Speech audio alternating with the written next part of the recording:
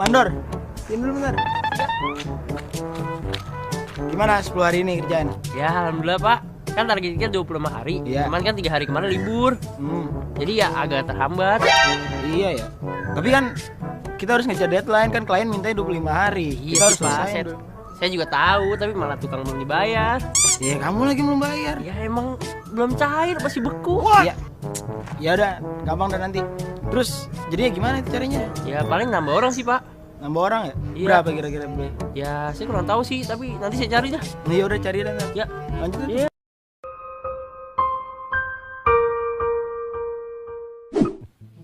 Ya sahabat edukasi, Mandor tadi agak pusing ya. Dia mau mencapai targetnya 25 hari pekerjaan harus selesai, tapi ternyata pekerja-pekerjanya itu setelah 10 hari kerja terhenti bekerja selama 3 hari. Nah, bagaimana caranya kita menyelesaikan masalah seperti ini ketika kita temukan di kehidupan kita sehari-hari? Permasalahan-permasalahan seperti ini itu bisa kita selesaikan dengan konsep matematika yang kita sebut dengan perbandingan berbalik nilai. Nah, apa bedanya perbandingan berbalik nilai dengan perbandingan senilai? Perbandingan senilai itu tadi seperti yang saya jelaskan, sahabat edukasi, bahwa perbandingan senilai itu ketika sisi yang satu semakin besar, maka sisi yang satunya juga akan makin besar. Tapi ketika perbandingan berbalik nilai, ketika sisi yang satunya nilainya makin besar, maka sisi yang sebelahnya nilainya akan semakin kecil. Itulah yang disebut dengan perbandingan berbalik nilai. Dalam definisi matematikanya, perbandingan berbalik nilai itu dikondisikan sebagai rasio Y per X, itu yang rasio Y per X tidak selalu sama. Sedangkan hasil kalinya X dikali dengan Y adalah konstan yang selalu sama. Jadi Y berbanding terbalik terhadap X. Nah, hubungan ini dapat ditunjukkan oleh persamaan X dikali Y sama dengan K, atau Y sama dengan K dibagi X, di mana K itu adalah konstanta. Itu dia. Nah, sekarang kita lihat masalah yang dialami oleh Mandor yang tadi ya. Mandor yang tadi mempunyai pekerja sebanyak 20 orang. Nah, 20 orang ini diminta untuk menyelesaikan proyek ini selama 25 hari. Kemudian mereka bekerjalah selama 10 hari. 10 hari bekerja, ternyata pekerjaannya berhenti selama 3 hari. Nah, pertanyaannya sekarang adalah, jika pekerjaan tersebut harus diselesaikan tepat waktu, maka banyak pekerja yang diperlukan untuk tepat waktu itu adalah berapa? Nah, pertama seperti biasa kita susun hal-hal yang kita ketahui ini, sahabat edukasi, di dalam tabel sehingga pikiran kita runut gitu ya. Kita lihat di situ jumlah pekerja itu 20 pekerja. Untuk awal, waktu yang dibutuhkan adalah 25.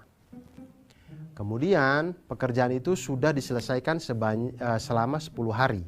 Sudah dikerjakan selama 10 hari, belum selesai. Sudah dikerjakan selama 10 hari.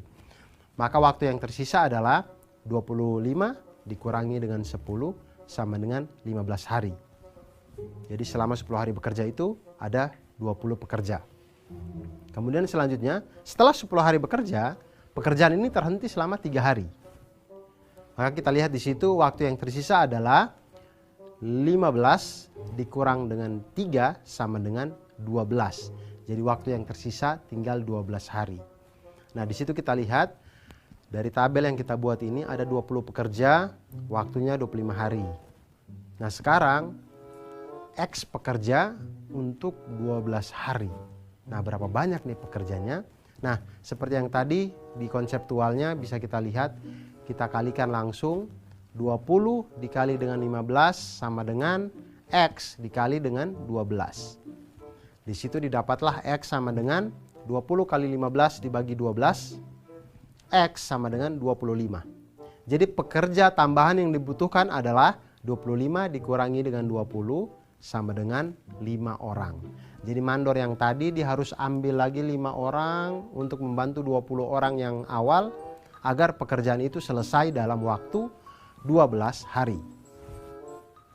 Dan sekali lagi, sahabat edukasi, jangan pernah menyerah untuk belajar matematika, jangan pernah lelah. Semoga ceria terus hidupnya, karena matematika itu membuat kita menjadi mantul, manfaat betul.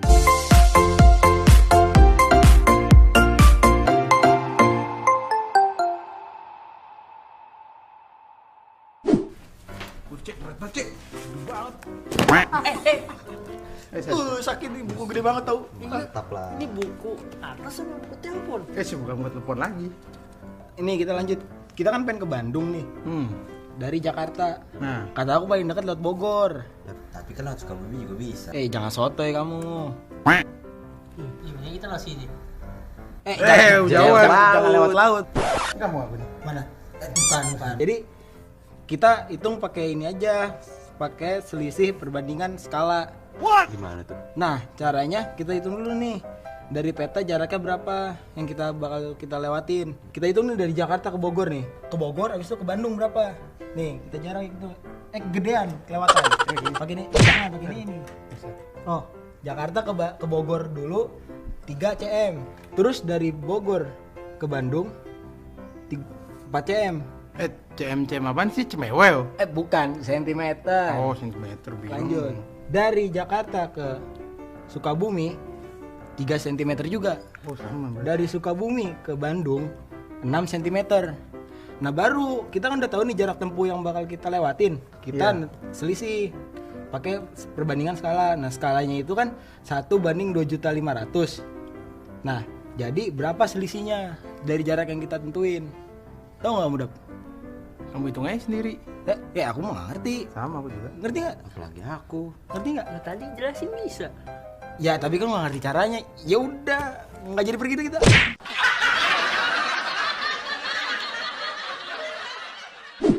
Aduh, ada-ada saja orang-orang ya. Kenapa sih? Kalau mau ke Bandung ya langsung saja pakai maps online, langsung berangkat gampang. Pakai atlas, aduh. Berasa seperti hidup zaman Hercules ya teman-teman ya. Sahabat edukasi. Tapi dari permasalahan tadi ya, itu memberi gambaran kita bahwa ternyata berguna juga. Kita tuh bisa tahu atlas yang kita lihat itu tidak hanya sekedar gambar, tapi sebenarnya hal yang sama juga terjadi di maps-maps yang ada di online itu sebenarnya bentuk canggih dari atlas gitu.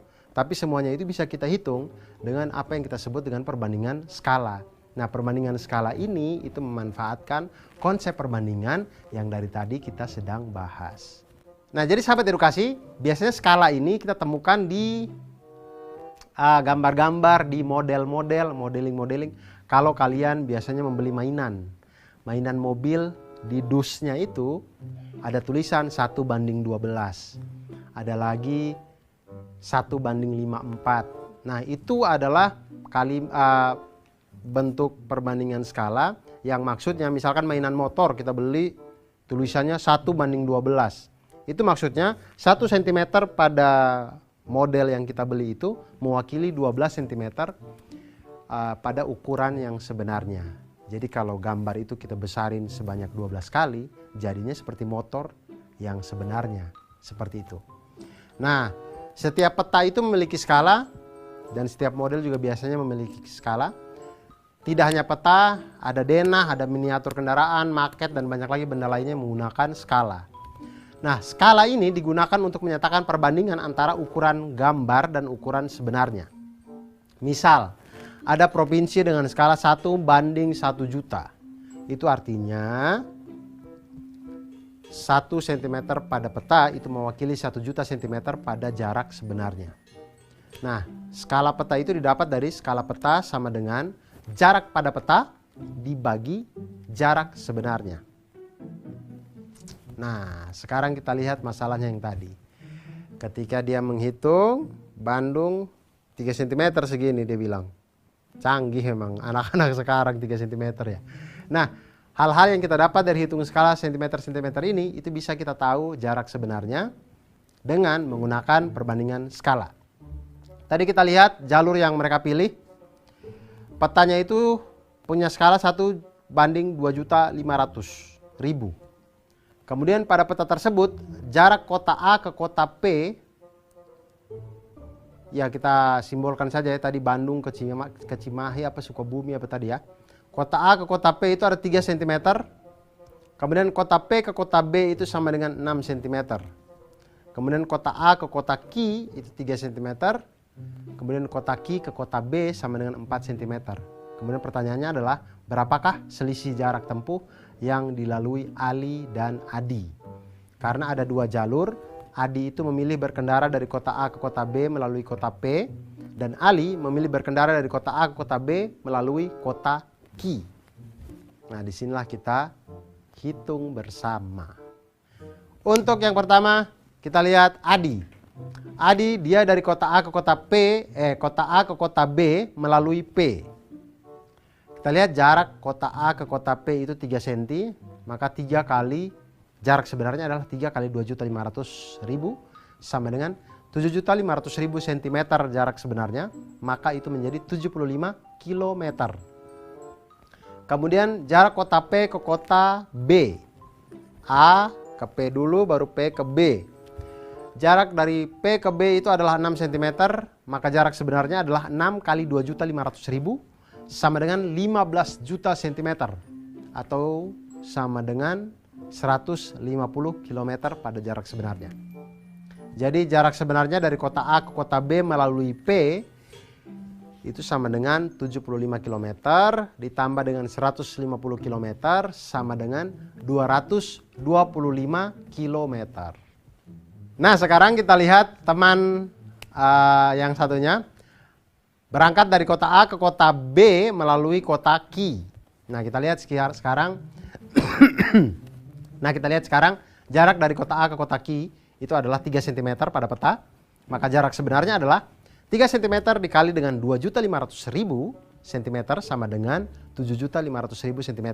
Atau sama dengan 75 km. Tampaknya sama dengan jarak dari A ke P tadi ya.